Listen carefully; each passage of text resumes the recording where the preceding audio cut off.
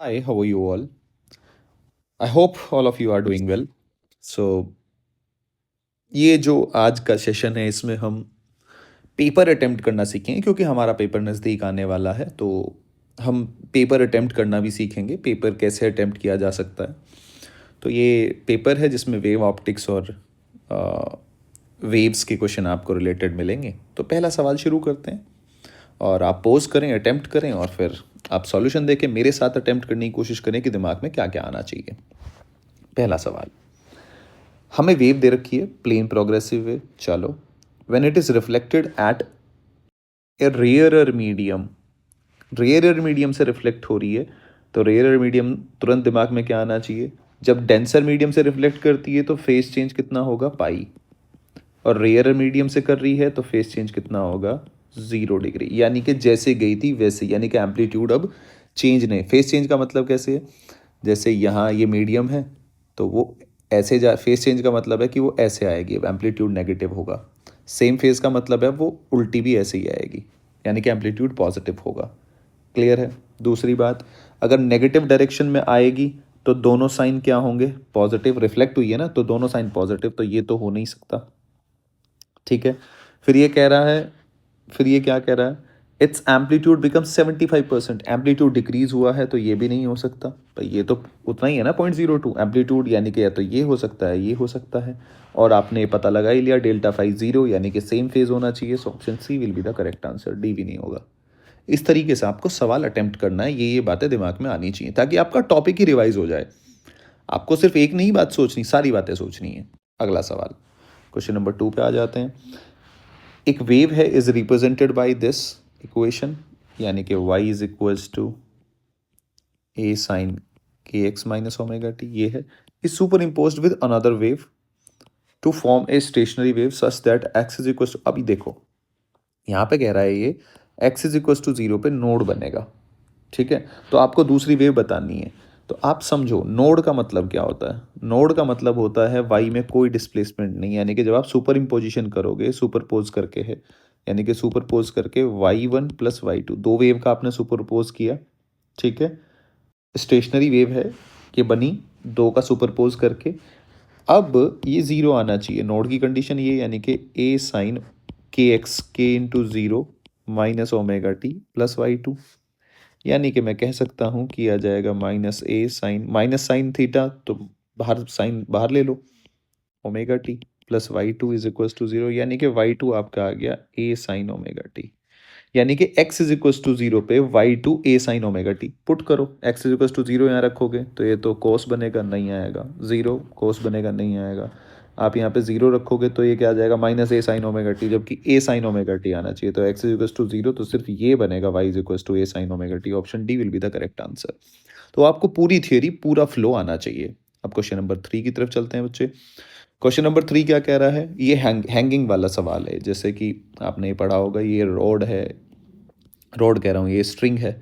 ठीक है, यहाँ से आपने पल्स जनरेट की ऐसे, तो इस पल्स के बारे में पूछ रहा है। तो ऊपर जाएगा तो टेंशन वेरी कर रही है, तो v इज इक्वल्स टू क्या होता है? Velocity t by mu. ये तो तब होता है जब t क्या है? कांस्टेंट हो, वेरी ना कर रहा हो। लेकिन जैसे जैसे आप ऊपर चलोगे टेंशन वेरी करता है, ये आपको थ्योरी में पढ़ाया गया है। और इसका फॉर्मूला निकल के आता है रूट जी एक्स, यानी कि वी स्क्वायर प्रोपोर्शनल टू है। अब बच्चों को ग्राफ बनाने में दिक्कत आती है, तो जो जहाँ है वो मान लो, यानी कि वी कहाँ है? वाई एक्सिस पे। एच कहाँ है? एक्स एक्सिस पे। ये एच है मतलब, तो इसको रिप्लेस कर लो, वी की जगह वाई रख लो, तो वाई स्क्वायर प्रोपोर्शनल किसके आ जाएगा? एक्स के, क्योंकि यहाँ एक्स है ना ये। तो ये कौन सा है? तो पैराबोला बन गया। कौन सा? राइट वर्ड, यानी कि option C will be the correct answer. अगले सवाल की तरफ चलते हैं, फोर्थ की तरफ। आपसे कह रहा है दो ट्यूनिंग फोर्क हैं जिनकी आपको फ्रीक्वेंसी दे रखी है, यानी कि एफ ए एफ बी आपको गिवन है। लिख लो, जब भी सवाल मिले तो एक बार लिख लो, इन सवालों में तो जरूर लिख लो। ट्यूनिंग फोक ए प्रोड्यूस सम बीट्स, अब अननोन है, अननोन की ये ऐसे मैं अननोन लिख लेता हूँ, मुझे नहीं पता। ये कह रहा है कि कुछ बीट देता है ये ए के साथ, जब आप इसको ए के साथ मिक्स कर रहे हो तो कुछ सम बीट्स दे रहा है, मुझे नहीं पता कितनी है। मान लिया ये एफ बीट्स पर सेकंड दे रहा है। ठीक है, एफ क्यों लिखूँ, इसको एन लिख लेता हूँ। फिर ये क्या कह रहा है कि same unknown tuning fork produce double beat per second with tuning, यानी कि अब बी के साथ अगर आप इसको ट्यून करते हैं तो ये डबल देता है, 2n देता है। तो आपको अननोन, तो ये ऑप्शन से ही आपको देखना पड़ेगा। डबल दे रहा है, देखो जैसे आप 262 को कर लो, किसके साथ, ए के साथ कर लो, कितना बना ए के साथ, अगर आप देखो तो 6 आया, ठीक है। यानी कि जब आप बी के साथ करोगे तो डबल बनना चाहिए, यानी कि यहाँ तो 0 बनेगा भाई। 262 बी के साथ तो क्या बनेगा, माइनस करोगे 0 बनेगा, तो बनेगा ही नहीं, तो ये भी नहीं आएगा। 260 वाले का करोगे तो ये भी नहीं बनेगा, क्योंकि यहाँ कितना 4 आ जाएगा और ये कितना आ रहा है, तो 2 ही आ रहा है, नहीं बनेगा बी के साथ।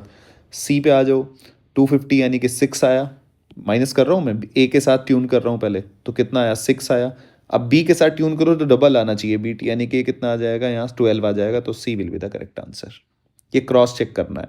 ऐसा सवाल मैंने अभी कराया भी था, तो आप वो प्लेलिस्ट में जाके भी देख सकते हैं, जो प्लेलिस्ट में जाके, और जो क्वेश्चन अलग से मैंने करा रखे हैं उसमें अच्छे अच्छे सवाल हैं, तो वो आप करो, उसमें मैं बहुत अच्छी बातें सिखा रखी हैं।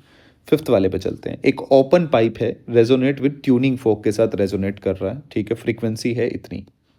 It is observe that successive node are formed at a distance this centimetre from the open end. क्या जी, सक्सेसिव नोड बन रहे हैं तुम्हारे, क्लियर है। तो सक्सेसिव नोड ओपन पाइप है, कैसा पाइप है, ओपन पाइप है। तो पहले आप देख लो एक बार इसको, ये ओपन पाइप है, इस एंड से जो सक्सेसिव नोड बन रहे हैं वो ये वाले, ठीक है, 2 नोड जो बन रहे हैं। अब सक्सेसिव नोड के बीच की डिस्टेंस कितनी है जी, देखो ना डिस्टेंस, देखो यहाँ बच्चे, सक्सेसिव नोड के बीच की डिस्टेंस 30 है, अगर दिख रहा हो तो आपको। और नोड के बीच की डिस्टेंस क्या आती है, नोड या एंटी नोड कुछ भी, आपको पता ही है ना, λ/2 होता है, यानी कि λ/2 विल बी इक्वल्स टू 30, यानी कि lambda will be equals to 60 centimetre. अगर 60 सेंटीमीटर है तो velocity of sound f lambda, so f कितना है 500 into 60, 300। B will be the correct answer. 6 वाले पे आ जाओ। 6 वाला आपको कह रहा है बच्चे कि एक ऑर्गन पाइप है P1 closed eight one and, तो P1 हो गया, चलो। फिर P2 ओपन ऑर्गन पाइप दे रखा है, P2 दे दिया। इसकी लेंथ मैंने मान ली L1, इसकी लेंथ मान ली मैंने N2, ठीक है। अब ये क्या कह रहा है, ये कह रहा है कि जो आपने ये ट्यूनिंग फोक लगाया, ट्यूनिंग फोक लगाया तो फ्रीक्वेंसी तो फिक्स होगी, एफ तो आपने फिक्स कर दी दोनों में, ठीक है। अब यहाँ बन रहा है पहला हार्मोनिक और P2 में बन रहा है थर्ड हार्मोनिक, ठीक है। तो यानी कि यहाँ F बराबर हो गया 3V/2L2, और यहाँ F किसके बराबर हो गया, यहाँ फर्स्ट हार्मोनिक, यानी कि V/4L1। ये तो याद ही होगा ना आपको, ये 4 क्यों लेना है, 2 क्यों लेना है, ये याद रहना चाहिए, दिमाग में वो बात आनी चाहिए एकदम से। क्योंकि यहाँ क्या बनेगा, एंटी नोड, यहाँ बनेगा नोड, एंटी नोड नोड के बीच में λ/4, तो ये 4 आएगा उसमें। और जब ये एक तरफ से बंद हो, ठीक है, एक तरफ से ओपन हो, तो कौन से 1 3 5 ये वाले वो बनते हैं, हार्मोनिक्स प्रेजेंट होते हैं 1 3 5 ऐसे ये, और इसको फंडामेंटल कहते हैं, और उससे इसको फर्स्ट ओवरटोन बोलेंगे, इसको सेकंड ओवरटोन बोलेंगे। ओवरटोन तो फर्स्ट हार्मोनिक्स के फंडामेंटल के बाद फिर फर्स्ट सेकंड वो ओवरटोन शुरू हो जाता है, तो ये बातें याद रखनी है। खैर, अब तो आप डिवाइड, मतलब आप इसका रेशो ले लो L1/L2, तो आपका रेशो आ जाएगा 1/6, so option C will be the correct answer. तो मैं इसको थोड़ा सा और क्लैरिटी के साथ बना देता हूँ। जैसे यहाँ आपका मिनीमा है पहला, तो ये मैं इसको थोड़ा आपको और बेहतर समझ में आएगा। ये होता है इंटेंसिटी का कर्व, ये फिर ऐसे फिर चलता चला जाता है, ऐसे फिर ऐसे ऐसे चलता चला जाता है, पर मेरे को यहाँ मैक्सिमा है। देखो मैं जो कहना चाह रहा हूँ, ये मैक्सिमा है यहाँ। ये आपसे यही कह रहा है कि 2 पॉइंट बताने, the minimum distance between the 2 point on the screen, जहाँ पे 75%, तो इधर चलोगे तो भी डिक्रीज, तो मैंने मान लिया कि वो पॉइंट यहाँ है कहीं, तो सेम पॉइंट यहाँ भी तो मिलेगा, समझ रहे हैं आप भाई, सेम पॉइंट यहाँ भी तो मिलेगा जहाँ इंटेंसिटी इतनी। इसको थोड़ा सा और, ये रफली मैंने बना रहा हूँ मैं, इतना कोई वो नहीं है, पर ठीक है, अपन इसको थोड़ा वैसे बना लेते हैं। तो वो पॉइंट यहाँ पे भी तो हो सकता है ये, तो मुझे ये डिस्टेंस बतानी है। तो अगर मैं ये y निकाल लूँ, यानी कि 2y निकालना है मेरे को। अब देखो, ये तो एक चीज़ तो ये समझ में आई, निकालना क्या है, मतलब क्या है बात का। अब आगे चलते हैं बच्चे। आप मुझे एक बात बताओ, 75% का मतलब होता है कि इंटेंसिटी यहाँ कितनी है, 3I0/4। मानते हो नहीं मानते हो, 75% यानी कि 75/100, ये तो कर ही सकते हो। 25×3 = 75, 25×4 = 100 यानी कि 75% तो निकाल ही सकते हो आप। चलो ये हो गया। अब आ जाते हैं आगे, समझते रहना। अब जी मैं बात करता हूँ कि मैं वो डिस्टेंस कैसे निकालूंगा।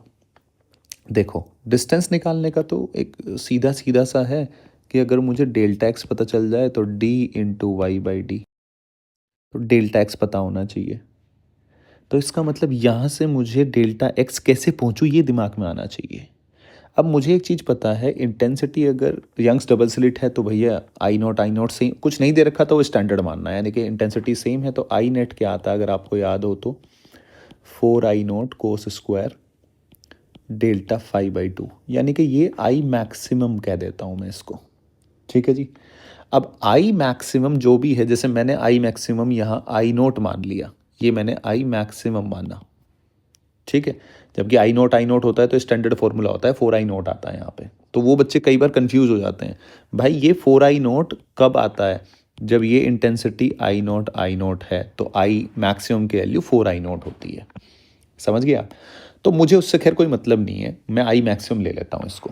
तो अगर मैं आई मैक्सिमम लूँ तो ये कितना हो जाएगा, 3I मैक्सिमम लिख देता हूँ इसको, by 4 will be equals to I maximum cos square delta 5/2। भाई इसी फॉर्मूले से आया होगा तो कट कर दो, रूट ले लो, √3/2 यानी कि डेल्टा 5/2 कोस डेल्टा 5/2। अगर आप इसको करो ये कितनी वैल्यू होती है, cos 30 की वैल्यू होती है। cos 30 यानी कि π/6 will be equals to delta 5/2 यानी कि डेल्टा 5 आ गया π/3। अब अगर आपके पास डेल्टा 5 आ गया π/3, लिख लो। तो आपको डेल्टा एक्स निकालना है, यानी कि λ/2π इंटू π/3, पाई से पाई कैंसिल हो गया यानी कि λ/6 आ गया आंसर आपका, यानी कि λ/6 into d/d will be equals to y। जब आप इसको सॉल्व करोगे तो लैम्डा की वैल्यू कितनी है, देखो 6000, डी की वैल्यू कितनी है 1, ठीक है, डिवाइड बाई 6, और स्मॉल डी की वैल्यू कितनी है 1, यानी कि जब आप इसको करोगे तो 0.1 के आसपास 0.1 आएगा। देखो यहाँ 6 है, यहाँ 6 है, 6 6 1, ये 1 यानी कि 0.1 आएगा। 0.1 आएगा तो डबल करोगे तो 0.2। तो करने की ज़रूरत नहीं है, कैलकुलेशन आप दिमाग में भी कर सकते हो, थोड़ा दिमाग लगा के एक बार डेटा लेके अगर आप करोगे तो भी आपका आंसर यही आएगा। आपको बस 2y करना है। क्यों करना है वो मैंने आपको सवाल में जो पूछा वो समझा दिया। तो अच्छा सवाल था ये, और ये सारी बातें आप याद रखना। ये भी एक सवाल होता है, यहाँ बच्चे कंफ्यूज होते हैं, तो ये बड़ा ध्यान से अब आप अपने नोट्स जाके रिवाइज कर सकते हो, क्योंकि ये बहुत अच्छा सवाल था। और इस तरह के सवाल जरूर आते हैं कि इंटेंसिटी उस पॉइंट पे इतनी है तो वाई डिस्टेंस बताओ कहाँ पे इंटेंसिटी इतनी हो जाएगी, कहाँ पे इंटेंसिटी इतनी हो जाएगी। तो वो करने का सिर्फ यही एक पैटर्न है, यही एक पैटर्न है, डेल्टा फाई निकालना, डेल्टा फाई निकाल के पार्ट डिफरेंस निकालना, पार्ट डिफरेंस निकाल के वो इसके बराबर रख देना। This is the simple process. तो मैं लिख भी देता हूँ इन सवालों के लिए, जब इंटेंसिटी उस पॉइंट पे कितनी वो डिस्टेंस है निकालना है। पहला काम करना है डेल्टा फाई निकालना है, दूसरा काम करना है डेल्टा एक्स निकालना है, तीसरा काम करना है delta x is equals to d sine theta, और साइन थीटा y/d रट लो। और ये सवाल इस तरह का बहुत इंपॉर्टेंट है। खैर आगे चलता हूँ मैं, 42 पे आ जाता हूँ। 42 कह रहा हूँ, सॉरी 14। ये कुछ सवाल और हैं, बस यही हम डिस्कस करेंगे और आज का सेशन फिर हम ख़त्म करेंगे, फिर हम कल मिलेंगे। ऐसा ही सेशन ले रहे होंगे हम। अब ये सेशन मुझे ऐसा लगता है ऐसे मैं सेशन लूँगा तो ज़्यादा इंपॉर्टेंट रहेगा, आपको भी मज़ा आएगा। 14 वाले पे हम बात करते हैं। 2 निकॉल हैं, वही है कि क्या बोलते हैं, ये सेम पोलरॉइड वाला ही सवाल आ गया।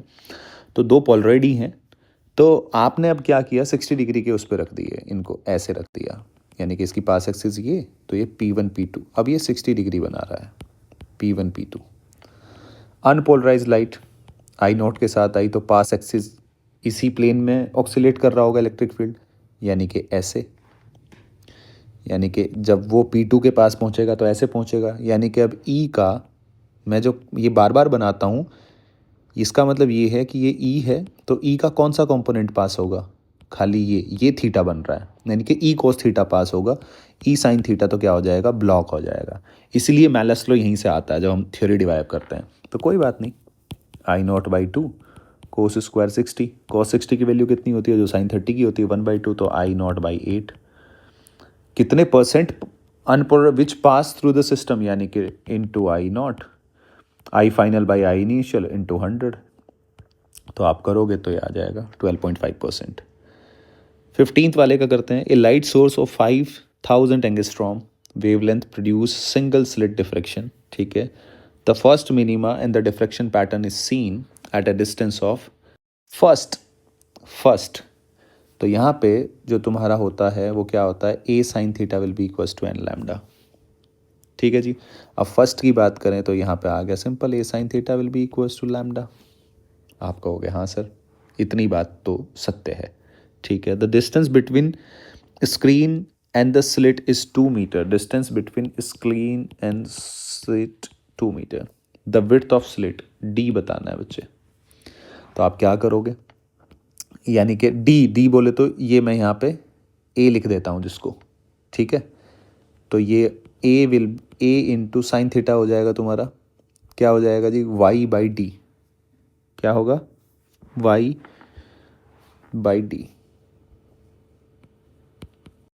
Is equals to lambda. So आपका ये हो जाएगा, डी हो गया, लैम्डा हो गया, और डिस्टेंस कितनी है, ये देखो डिस्टेंस कितनी दे रखी है, 5 मीटर फ्रॉम सेंट्रल मैक्सिमम, यानी कि वाई भी गिवन है। So A will be equals to lambda. Put कर लो एक बार, बस वैल्यू ही तो पुट करनी है। -10 इंटू डी कितना है बच्चे, 2 डिवाइड बाई 5, 10⁻³ तो ये कितना हो गया 1000, और ये कितना हो गया 6, यानी कि A will be equals to 2 into 10⁻⁴ metre, यानी कि ये आ गया आपका mm में बताना है ना, 0.2 आ गया। So option C will be the correct answer, question number 15 का सी। चलो जी, ठीक है। ये बड़ी इंपॉर्टेंट बात है और इसमें थोड़ा सा ये आपको याद रखना है, A sine theta and lambda ये यहाँ पे मिनिमा की कंडीशन होती है, और A sine theta is equals to n plus half lambda ये मैक्सिमा की कंडीशन होती है। यहाँ थोड़ा सा अलग होता है डिफ्रेक्शन में, तो वो याद रखना आप। चलो जी, इसको मैं थोड़ा सा गायब कर देता हूँ। 15th हो गया, 16th पे आ जाते हैं बच्चे, 16th पे आ जाते हैं।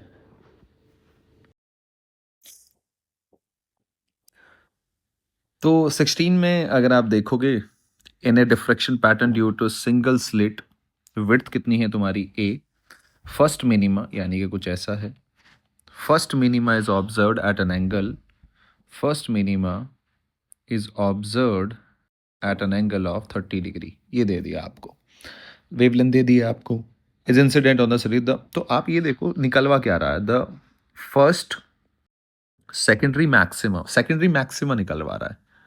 The first secondary maxima is observed, यानी कि मैक्सिमा के लिए कंडीशन क्या होती है, A sine theta is equals to n plus half lambda.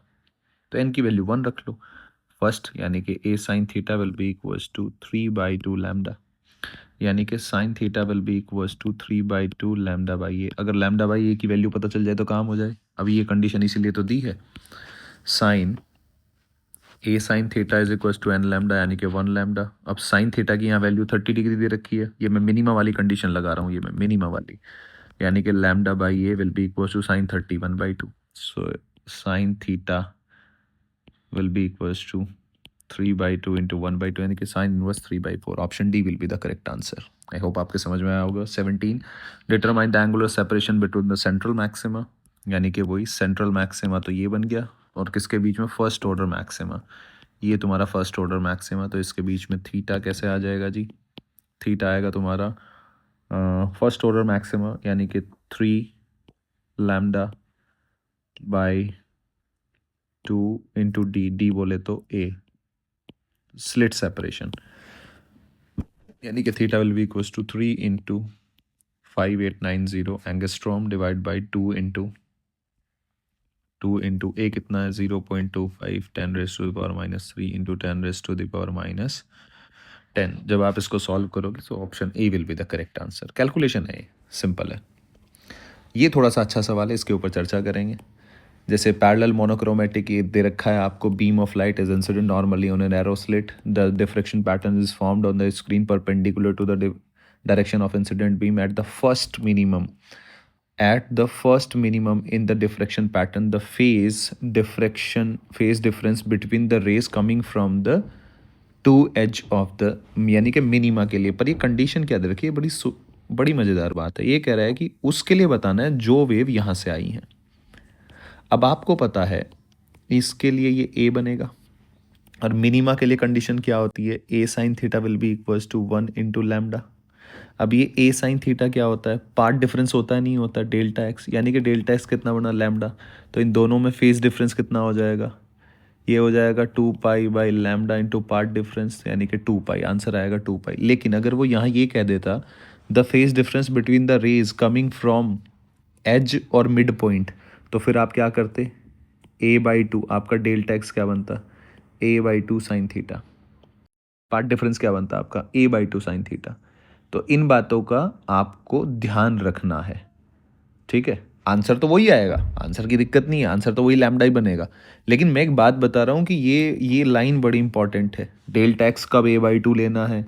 अब देखो स्पेसिफिकली उसने मेंशन कर दिया ना कि पार्ट डिफरेंस इतना है, क्लियर है। तो वो कंडीशन के हिसाब से सॉल्व करना है। अगर ये इन दोनों के बीच दे दे तो फिर a/2 साइन थीटा लेना है। अब वो कह रहा है कि ray coming from two edge of the slit, यानी कि a साइन थीटा लेना है। सवालों में उसी हिसाब से सवाल आएगा फिर, ठीक है ना।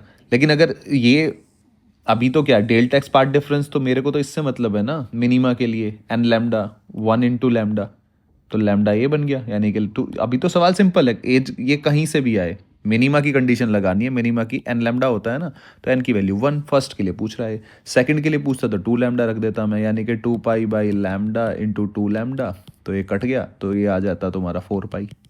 तो वो फिर वैसे चलता। आई होप आपके समझ में आ रहा होगा। तो अब 19 वाला देखो, 19 वाले में क्या कह रहा है कि रिजल्टेंट इंटेंसिटी बतानी है टी पॉइंट पे। भैया इंटेंसिटी बताने के लिए फेज डिफरेंस पता होना चाहिए, ये तो आई नोट है। अगर इसकी भी इंटेंसिटी आई नोट, तो आई कैसे निकालोगे आप, 4I0 कोस स्क्वायर डेल्टा φ/2, सीधा फॉर्मूला। डेल्टा फाई अगर पता चल जाए तो काम हो जाए, नहीं हो जाए। अगर डेल्टा फाई निकालना है तो पार्ट डिफरेंस निकालो, ये 5, यानी कि पार्ट डिफरेंस कितना बना यहाँ पे, 1 मीटर, लैम्डा 4 मीटर है, तो इसका मतलब इसको मैं लैम्डा की टर्म में लिखूँ तो λ/4 लिख दूंगा, भाई λ/4, 4/4 1 मीटर आ गया, यानी कि डेल्टा फाई कितना बना तुम्हारा, 2π/λ इंटू λ/4 कट गया, यानी कि π/2 आया, नहीं आया, पुट करो यहाँ, I will be equals to 4I0 cos square π/4, यानी कि 4I0 into 1/2 2I0। Option C will be the correct answer, ठीक है जी। अब क्वेश्चन नंबर 20 की अगर मैं बात करूं तो इसके सॉल्यूशन को देखते हैं जी। इसका आंसर बहुत बच्चे 1 कर देते हैं। दो वेव दे रखी हैं, y1 y2, एक स्टेशनरी और एक ट्रैवलिंग, आपको देखने से ही पता चल रहा होगा, इतना तो हर बच्चा पहचान लेता है, ठीक है। The phase difference between the 2 points x1 and x2 are φ1 and φ2 for the two wave. मतलब ये 2 पॉइंट है, पहले हम स्टेशनरी वेव के लिए फेज डिफरेंस निकालेंगे, फिर ट्रैवलिंग के लिए निकालेंगे, उनका रेशो बताना है। अब बच्चा तो एक ही बात जानता है, क्या कि अगर सर मेरे को इसको निकालना है तो ये तो मेरा क्या होता है, ये φ1 सर, तो असल में फाई क्या है तुम्हारा, ω t - kx। तो सर फेज डिफरेंस तो ऐसे निकल जाएगा φ2 - φ1 डेल्टा फाई, ठीक है, यहाँ से निकल जाएगा। तो सर यहाँ भी kx है, यहाँ भी kx है, तो सर k की वैल्यू दोनों में सेम है, तो कोई फर्क तो आने वाला नहीं है, तो सीधी सी बात है आंसर तो 1 ही आएगा। पर वो ये भूल जाता है कि ये स्टेशनरी वेव है और ये ट्रैवलिंग वेव है। ये ट्रैवलिंग वेव के लिए निकालने का तरीका है, स्टेशनरी वेव में चीज़ें अलग हो जाती हैं। तो एक बार मैं ट्रैवलिंग वेव के लिए निकाल लेता हूँ, delta phi will be equals to ω t - kx2 minus ω t plus kx1. So this will be equals to k x2 minus x1. So k into ये हो गया 3π/2k माइनस π/3k। तो ये आंसर आ गया आपका, k तो कट कर दो, पाई को बाहर ले लो कॉमन, सो 3/2 माइनस 1/3, सो पाई, ये बच्चे 6 आ गया, ये 9 आ गया, -3 2 तो that will be equals to 7 pi. तो आपका फेज डिफरेंस किसके लिए आ गया? ट्रैवलिंग वेव के लिए, ये आपने निकाल लिया। लेकिन स्टेशनरी वेव में मैं थोड़ा आपको रिकॉल कराता हूँ, वहाँ चीज़ें चेंज हो जाती हैं। जो स्टेशनरी वेव हैं, आपको अगर याद हो तो ऐसे बनते हैं, नोड और एंटी नोड। बनते नहीं बनते? और ये दो नोड के बीच का सेपरेशन कितना होता है? λ/2। अब इसमें एक और ख़ास बात मैं आपको याद दिलाता हूँ।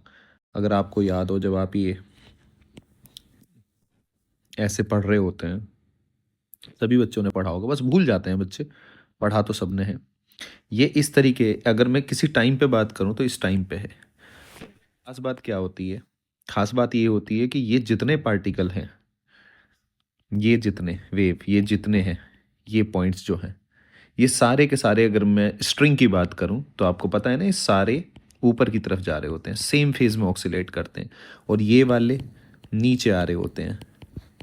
ठीक है, ये ऑपोजिट फेज में, यानी कि जो 0 से λ/2 के बीच में होगा वो सब सेम फेज में ऑक्सीलेट करते हैं। तो अगर मैं x1 की पोजीशन देखूं, x1 will be equals to pi/, k क्या होता है? 2 पाई/λ, कट गया, λ/6। और x2 की पोजीशन देखो, अगर 3 पाई/2 इंटू 2 पाई/λ, 2 इंटू 2 पाई, पाई से पाई कट गया, तो ये आ जाएगा 3 λ/4। ये x2, क्या ये λ2 से ज़्यादा है? बिल्कुल सही बात है। तो अगर आप ध्यान से देखो, λ2 वाला पॉइंट तो यहाँ बन गया, और 3 λ/4 तो λ/2 से आगे बनेगा ना ये तो भाई। आप देखो, इसको ब्रेक कर लो, आप इसको ब्रेक कर लो, आप इसको ब्रेक क्या करो, ऐसे लिख लो, 0.75 लैम्डा। समझ गए ना? तो 0.5 लैम्डा, 0.5 लैम्डा ज़्यादा है, तो यानी कि वो पॉइंट कहाँ बनेगा तुम्हारा? यहाँ कहीं बनेगा, और वो इस इधर आ रहा होगा और ये इधर आ रहा होगा, तो फेज डिफरेंस कितना बनेगा? पाई। तो यहाँ फेज डिफरेंस निकालने का तरीका अलग है। तो स्टेशनरी वेव में x1 x2 के बीच में फेज डिफरेंस कितना बना? पाई। तो इसीलिए फाई वन किसके लिए? ट्रैवलिंग के लिए, सॉरी, फाई वन किसके लिए है? Phase difference respectively for the two wave. अच्छा, मतलब वैसे नहीं दे रखा, तो आंसर भी वही दे रखा है, तो φ1/φ2 कर लोगे आप इसको, तो हो जाएगा π/7 पाई/6, तो 6/7। So option D will be the answer. बड़ा अच्छा सवाल है, सोचने वाला सवाल है। ठीक है, उम्मीद है कि आपको सॉल्यूशन पसंद आया होगा। तो आपको ये ध्यान रखना है, स्टेशनरी वेव में निकालने का तरीका अलग होता है, और ट्रैवलिंग वेव का तो सीधा है, जो आप पढ़ते आए हो, वेव का नॉर्मल φ2 - φ1।